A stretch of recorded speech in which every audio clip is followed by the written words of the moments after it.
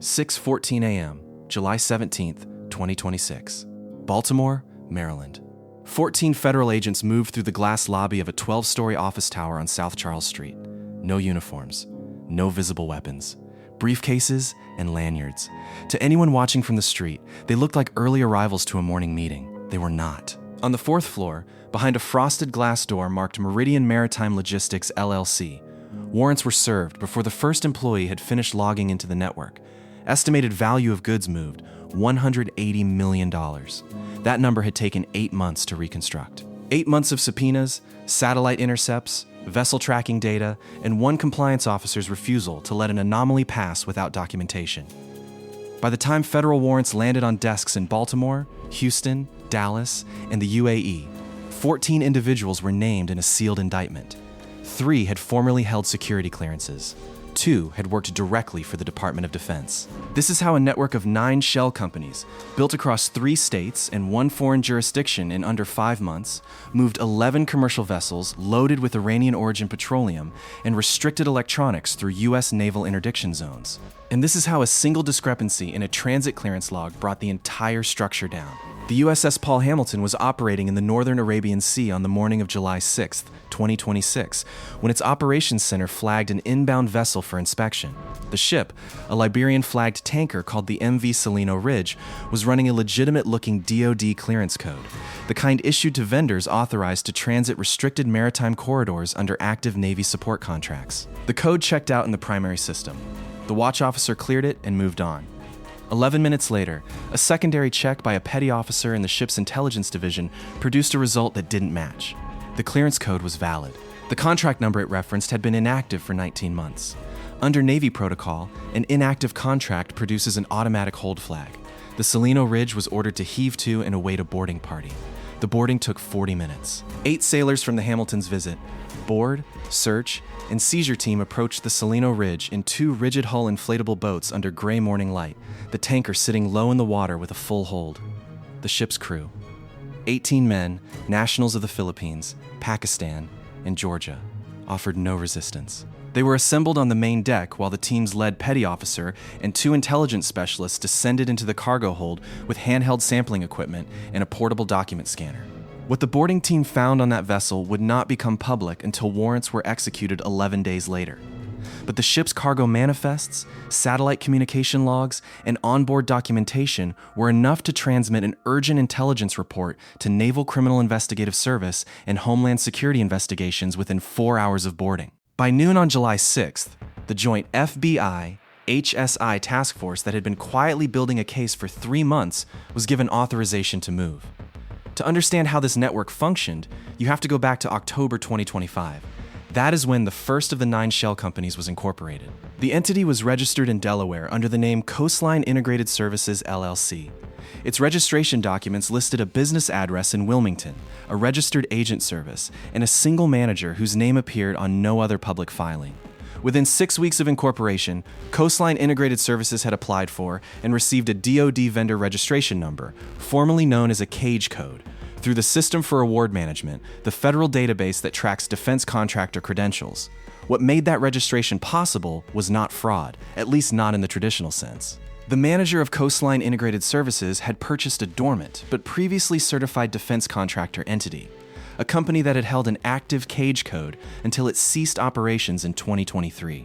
Under SAM procedures at the time, a legitimate ownership transfer of a previously registered entity could be used to expedite a new registration because the underlying compliance certifications were already on file. The process was designed to reduce administrative burden for legitimate successor businesses. The network used it as a backdoor. The entity they acquired had been a small Virginia-based logistics firm that provided maintenance support to a Navy installation in the Mid-Atlantic region until its contract expired. Its CAGE code was valid. Its compliance record was clean. Its previous owners had simply walked away without formally deregistering it. The purchase price for that dormant company, according to later filings, was approximately $47,000.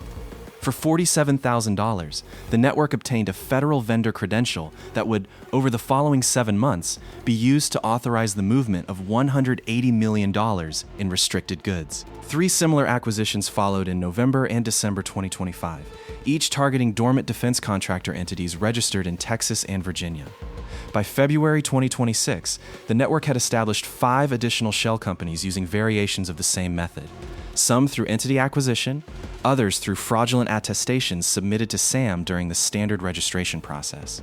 By the time the full structure was visible to investigators, 9 companies held active DoD vendor credentials. None had a single legitimate defense contract. I spent time going through the indictment documents, and one detail kept nagging at me. 3 of the 9 shell companies had submitted their first transit clearance requests within 90 days of their initial SAM registration. The average time for a newly registered DoD vendor to receive a first contract award is typically measured in years, not weeks. Someone with deep familiarity with how the clearance request system worked had calibrated the timing to stay just inside the threshold that would trigger an automatic audit review.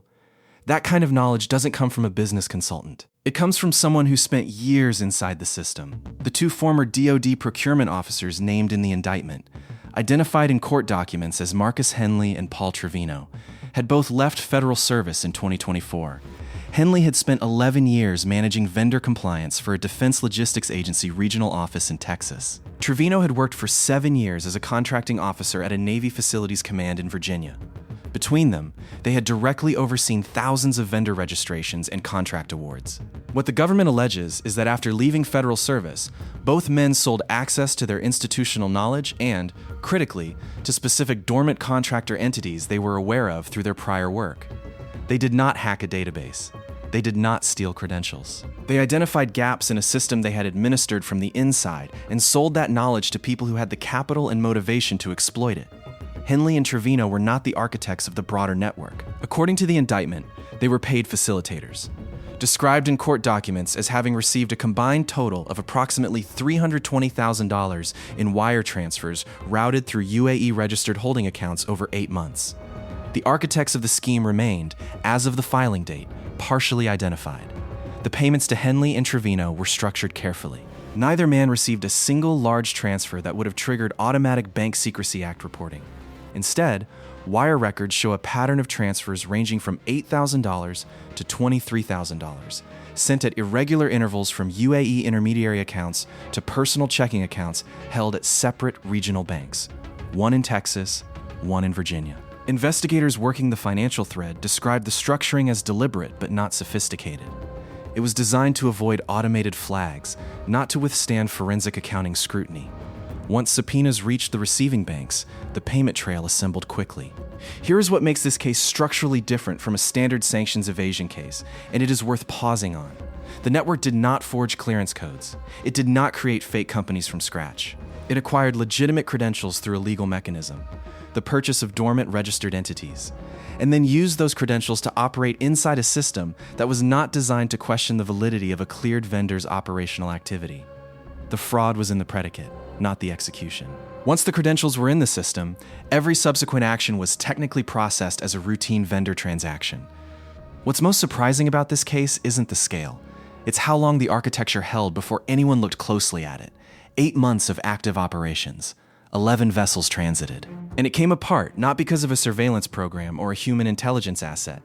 It came apart because a compliance officer at a mid-sized Baltimore logistics firm was methodical enough to cross-reference a transit clearance against a contract register she maintained independently. Her name does not appear in the public indictment. She is referred to only as CS1, a cooperating source.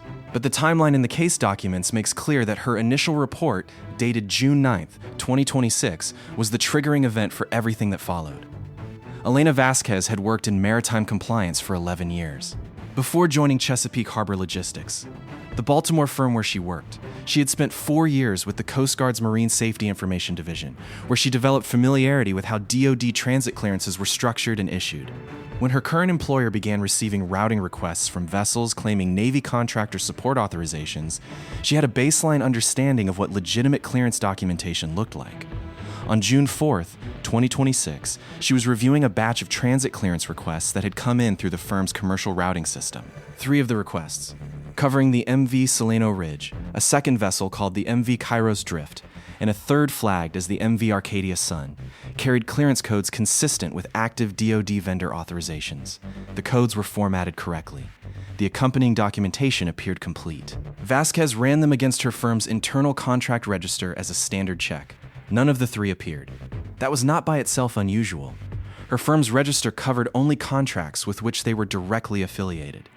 But something in the documentation for the MV Solano Ridge caught her attention.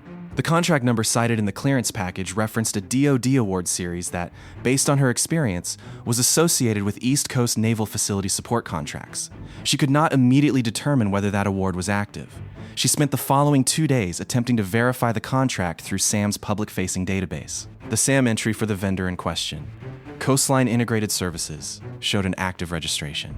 But the contract number cited in the clearance package did not appear in any public award record she could locate.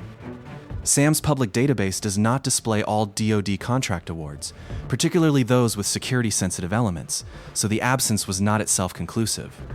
But it was enough to make her uncomfortable. On June 6th, Vasquez printed the 3 clearance packages and laid them side by side on her desk. She was not yet treating this as a potential fraud case. She was treating it the way she treated every discrepancy, as a documentation problem to be resolved before her firm processed the routing requests. She annotated each page with a timestamp and a handwritten note describing what she had checked and what remained unresolved. That disciplined habit, the printed copies, the annotations, the dated notes, would later become exhibits in federal court. On June 7th, she submitted a query through her firm's compliance escalation channel to the Defense Contract Audit Agency's regional field office. She did not characterize the query as a fraud report. She described it as a routine vendor verification request. The DCAA analyst who received the query ran the contract number against the full classified contract registry. It did not exist. That analyst escalated the query internally. By June 9th, it had reached HSI's Maritime Fraud Unit in Baltimore. The joint FBI HSI task force had in fact already been tracking anomalies in DoD vendor registrations for approximately 3 months at that point, following a separate referral from DCAA's audit division related to unusual patterns in cage code activations. The Vasquez query arrived at a moment when investigators already had threads in hand. It gave them a specific vessel, a specific clearance code, and a specific company name to focus against. By June 14th, the task force had issued administrative subpoenas to SAM for full registration records on all entities associated with Coastline Integrated Services registered agent network.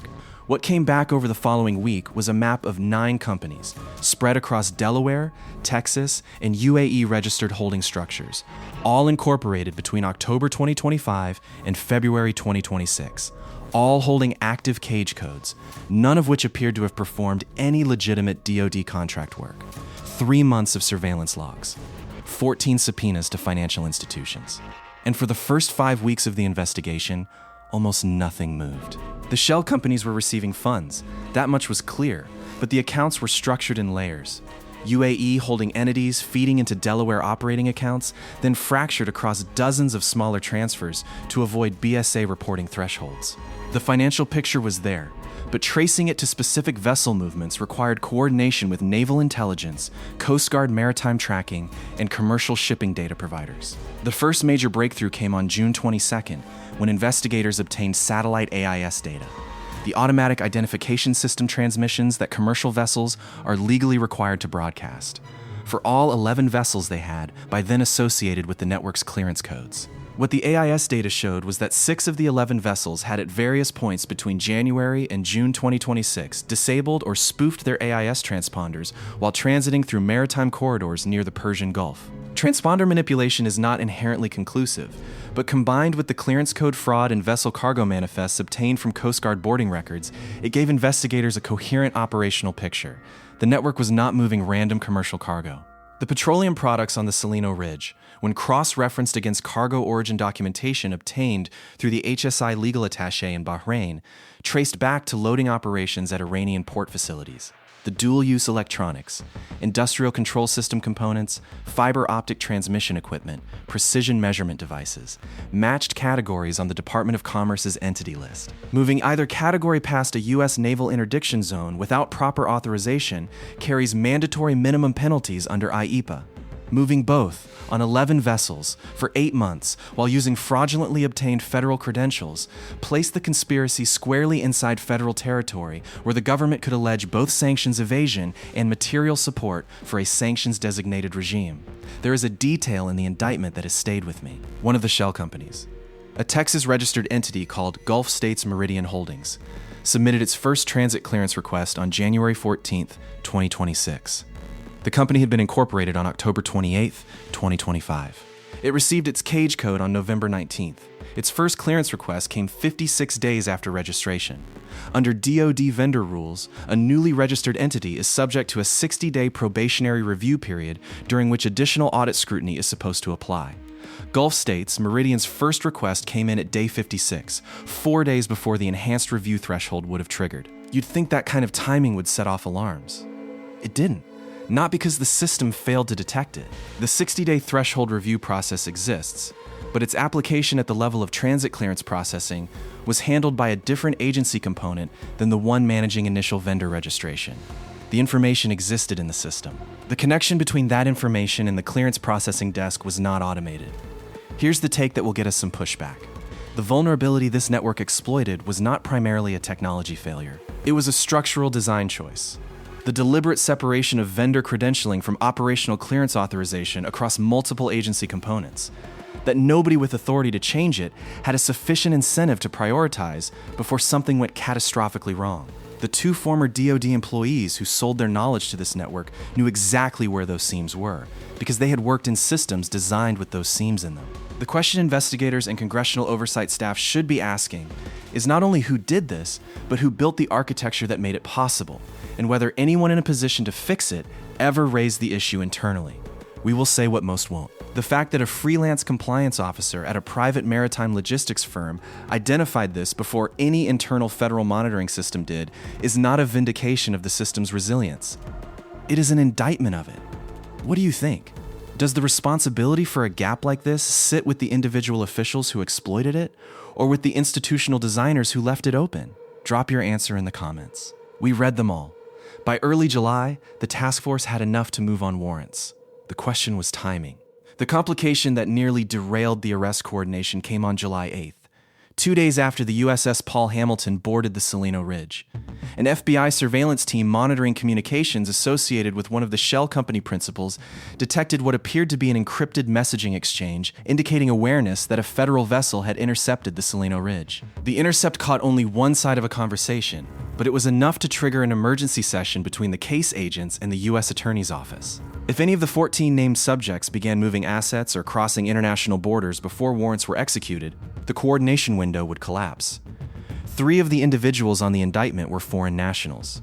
2 had regular travel patterns that included UAE-based business meetings. If either left U.S. jurisdiction before the warrants were served, extradition proceedings under U.S., UAE legal frameworks were lengthy and uncertain. The decision was made to compress the timeline. The coordinated arrest operation planned for July 22nd was moved up to July 17th, 9 days earlier than originally scheduled. That compression meant obtaining judicial sign-off on 8 simultaneous search warrants across 3 federal districts in under 5 days. A federal magistrate in the District of Maryland signed the final warrant at 11:48 p.m. on July 16th. Less than 7 hours later, the teams were moving. The 8 simultaneous operations ran across Baltimore, Houston, Dallas, Plano, and 2 residential addresses in Northern Virginia.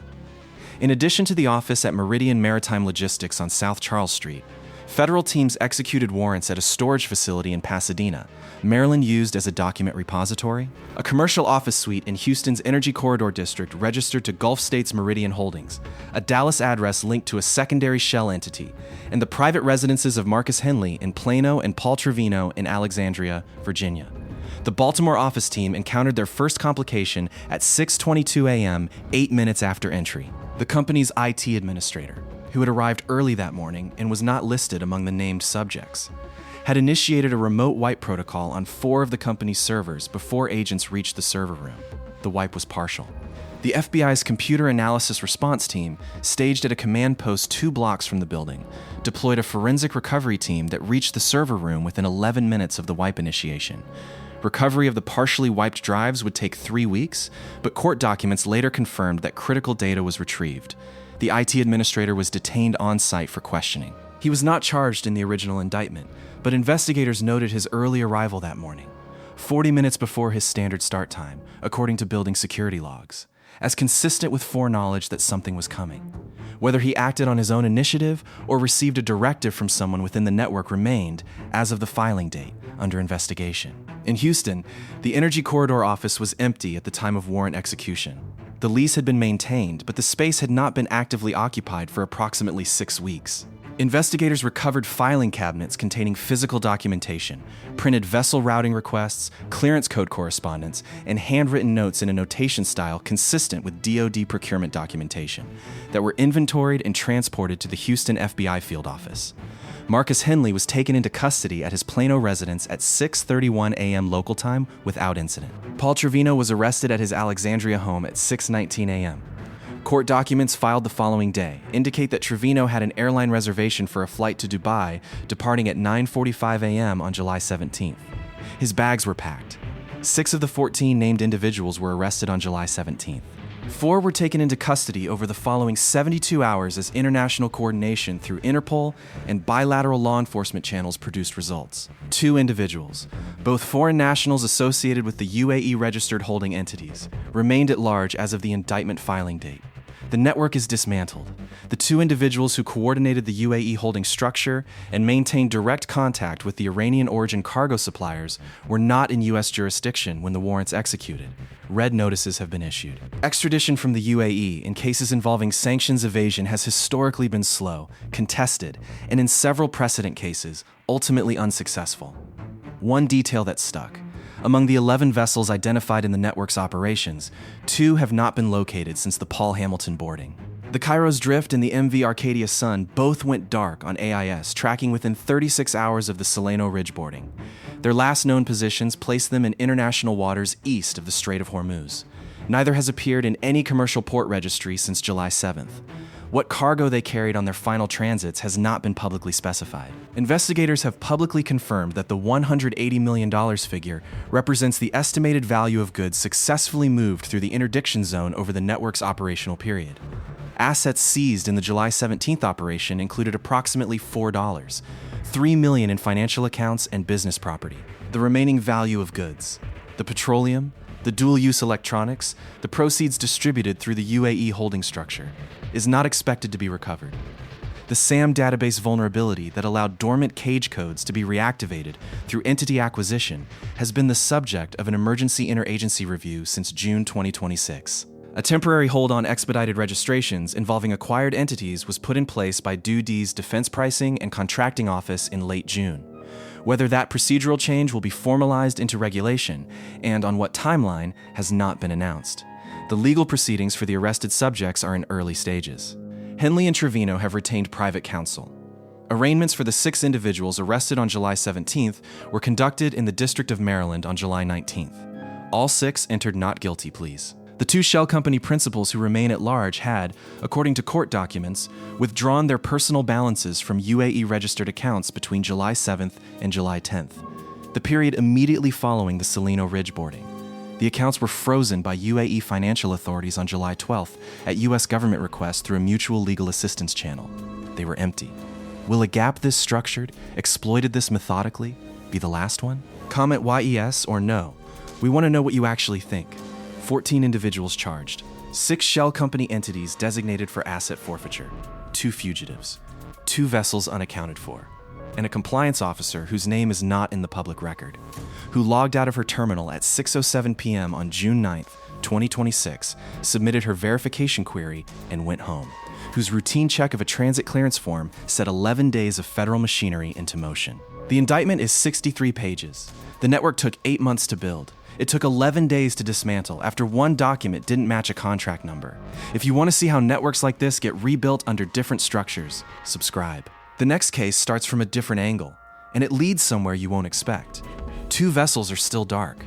The demand that moved $180 million past a naval blockade has not changed. The credentials that made it possible came from a system that still exists, still has gaps, and still processes thousands of vendor registrations every month without the cross-referencing that would have caught this network 6 months earlier than it was caught. The Cairo's Drift and the Arcadia Sun have not reported to port.